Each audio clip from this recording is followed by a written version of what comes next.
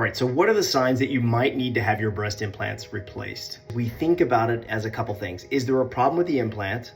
Is it a warranty thing that maybe the lifespan of the implant is up, or the tissues have changed and therefore we need to go ahead and do something because we're unhappy with our result?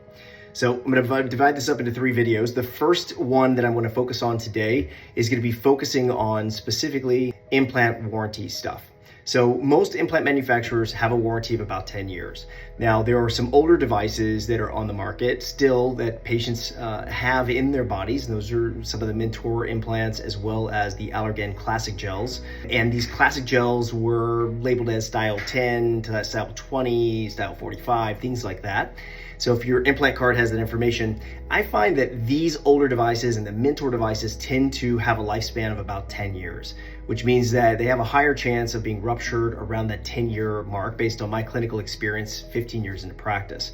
I will tell you that I find the new cohesive gels having a much better lifespan. And for instance, the Allergan data that was released last year showed that at about 10 years, there was less than 1% chance of having an issue with the devices, including failure, such as rupture. So what I've been telling my patients, if you have classic gels, time to replace them about 10 years. If you have the Mentor devices, they tend to have a thinner shell. I find that those often are ruptured around 10 years. If you have the Allergan cohesive gel implants, that is the SSMs, or the SS soft touches, the responsive gels, or the SCs, the cohesive gels. These particular devices could last you 15 to 20 years. And if you have the Motiva devices, which are the newest to the US market, but not new when it comes to global or international use, we are hopeful that these have the same type of lifespan. I think more use with these devices will tell us with certainty, but the preliminary data is really good. So it may very well be a 15 to 20 year lifespan for that device as well.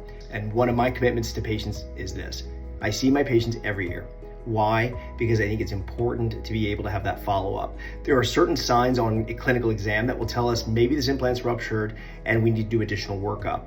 I also feel that in patients who are keeping their implants in for many, many years, it's important to get imaging of the breast to just ascertain the integrity of the device. And usually that's an MRI with or without contrast. So that's a little bit about my approach with regards to how to manage the decision about implant longevity and when it's time to replace.